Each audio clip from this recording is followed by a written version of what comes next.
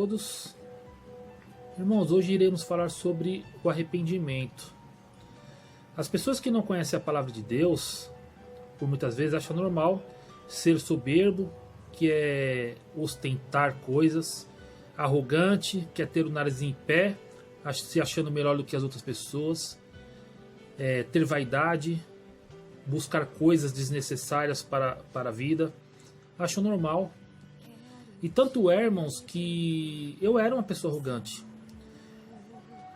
Teve um dia que fui convidado para um aniversário na casa do meu irmão, e eu tinha o costume de ir nas festas e passar direto, não cumprimentar, não olhar para a cara de quem eu não conhecia. Eu achava isso normal. E aconteceu isso na festa do meu irmão. Passei pelas pessoas, só cumprimentei os meus familiares.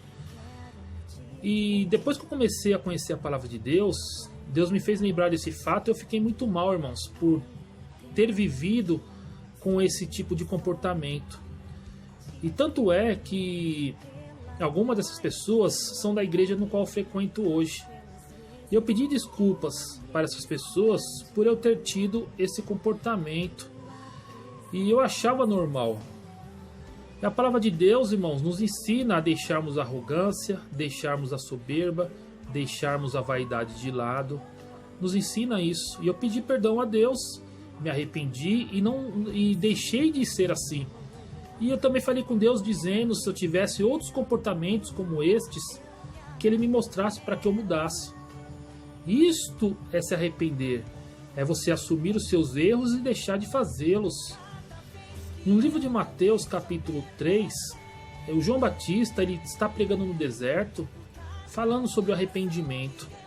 E no versículo 8 ele diz para produzirmos frutos dignos do arrependimento.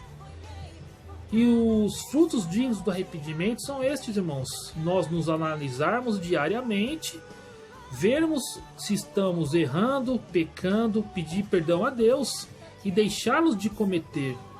Nos analisarmos diariamente. Estes são frutos dignos do arrependimento. Você assumir os seus erros e não fazê-los mais. No livro de Lucas, capítulo 13, também fala sobre a importância do arrependimento. E no versículo 1 diz: E naquele mesmo tempo estavam presentes ali alguns que lhe falavam dos galileus, cujo sangue Pilatos misturara com os seus sacrifícios. E respondendo Jesus, disse-lhes: Cuidai vós, que estes galileus foram mais pecadores do que todos os galileus, por terem padecido tais coisas. Versículo 1 está falando que houve um acontecido no qual morreram alguns judeus. Não sei se foi dentro ou fora do templo, mas houve esse acidente. E devido a essa pergunta que Jesus Cristo fez, deu a entender que esse acidente no qual morreram alguns judeus não foi causas naturais, foram causas trágicas. E naquela época, irmãos, as pessoas que morriam por causas trágicas, eles diziam que era fruto dos pecados que eles cometiam, ou seja, era o povo julgando aqueles que estavam mortos. E no versículo 3, Jesus Cristo vem com a resposta dizendo: Não vos digo, antes, se não vos arrependerdes, todos de igual modo perecereis.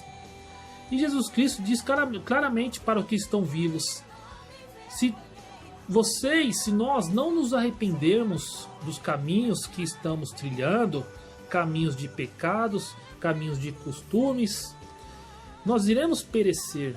E o perecer que está dizendo aqui é espiritual.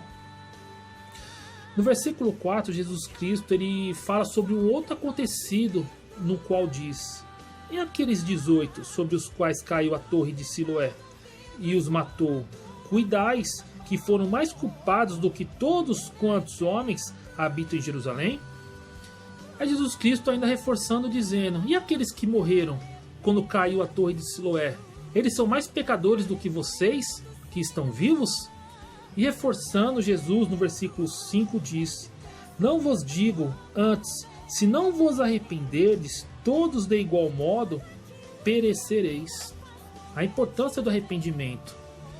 Se o que está acontecendo em nossas vidas, irmãos, lutas, foi fruto de algum pecado no qual nós cometemos, ou de algo no qual denegriu a imagem de Deus, ou está fora da palavra de Deus, Jesus Cristo, irmãos, nos deu a possibilidade de nos arrependermos, deixarmos esses erros de lado e começarmos do zero. Tudo que fazemos aqui, irmãos, há uma consequência. Nós iremos pagar por essas consequências. Mas Jesus Cristo, ele está de braços abertos, esperando com que a gente se arrependa e comece a fazer o certo. Amém? Continuando aqui, irmãos, no versículo 6, Jesus Cristo conta uma parábola dizendo: um certo homem tinha uma figueira plantada na sua vinha, e foi procurar nela fruto, não o achando. E disse ao vinhateiro: eis que há 3 anos venho procurar fruto nesta figueira, e não o acho. Corta-a, porque ocupa ainda a terra inutilmente. Esta figueira, irmãos, considero eu como se fossem os nossos sonhos, os nossos projetos que temos. E todos os sonhos, ela começa como uma semente nos nossos corações. E quando começamos a colocar esses sonhos em prática, é como se fosse uma árvore que vai crescendo, e os frutos é o concretizar desses sonhos em nossas vidas. E quando, irmãos, nós colocamos esses sonhos em prática e essa árvore, esses sonhos não é concretizado em nossas vidas, por muitas vezes nós fazemos como está no versículo 7. Arrancamos essa semente, esses sonhos dos nossos corações e lançamos para o vento, achando com que a gente não tenha capacidade de concluir estes sonhos. É onde entra Deus, irmãos. Tudo o que nós fazemos tem que ter um sentido. E quem vai dar esse sentido é Deus. Porque se nós não colocamos Deus em nossas vidas para dar sentido aos nossos sonhos, o que irá entrar nos nossos corações é a soberba, que é ostentar as coisas desse mundo, a arrogância, se sentir melhor que os outros, a vaidade, que é uma busca desnecessária, algo que não irá te preencher por completo. E tudo isso, irmãos, para tirar do coração, a pessoa tem que estar muito forte espiritualmente, para assumir que é uma pessoa arrogante, para assumir que é uma pessoa soberba, uma pessoa que está buscando coisas necessárias. É necessário, irmãos, muita força para assumir, deixar estes caminhos e começar algo certo com Deus. E quando nós arrancamos, irmãos, essa semente dos nossos corações, por muitas vezes nós fazemos como está no livro de Lucas, capítulo 8, saímos da presença de Deus e olha o que diz lá, vamos para lá, Lucas capítulo 8, o versículo 11 fala sobre a parábola da semente, que diz: esta, pois, a parábola, a semente é a palavra de Deus. Deus nos deu uma palavra, nos deu um sonho, nos deu uma semente para que essa semente cresça e dê frutos. Aí vem o versículo 12 que diz: e os que estão junto do caminho, estes são os que ouvem, depois vem o diabo e tira-lhes do coração a palavra, para que não se salvem crendo. Como que o diabo tira a palavra dos nossos corações? Os sonhos, colocando a soberba na sua vida, colocando a arrogância na sua vida, colocando a vaidade na sua vida. É você se entreter com coisas que não irão edificar você espiritualmente. É dessa forma que colocamos o diabo em nossas vidas e faz com que a gente mate a semente que está nos nossos corações, que é a palavra que irá te dar forças para que esses sonhos sejam sonhos unidos com os sonhos de Deus para as nossas vidas. E diz mais aqui no versículo 13: e os que estão sobre a pedra, estes são os que, ouvindo a palavra, a recebem com alegria, mas como não tem raiz, apenas creem por algum tempo, e no tempo da tentação se desviam. Olha só, irmãos, a importância dessa palavra. Vou até repetir: os que estão sobre a pedra, Estes são os que, ouvindo a palavra, recebem com alegria. Mas como não tem raiz, apenas creem por algum tempo e no tempo da tentação se desviam. Voltando lá para Lucas capítulo 13, irmãos. Como disse lá no início da parábola, nós procuramos frutos nessa figueira e não o achamos. Por quê? É necessário uma coisa, irmãos. Como foi dito, quem vai dar sentido a esses sonhos para que dê frutos é Deus. E como ele faz isso? Fazendo com que a raiz seja uma raiz firme, como está aqui no livro de Lucas capítulo 13, versículo 8, que diz: E respondendo ele, disse-lhes: Senhor, deixa a este ano até que eu escave e a esterque, e se der frutos ficará, senão depois a mandarás cortar. Deus, ele cava e aduba essa raiz para que esses sonhos eles se ergam, irmãos, mas com Deus à frente de nossas vidas.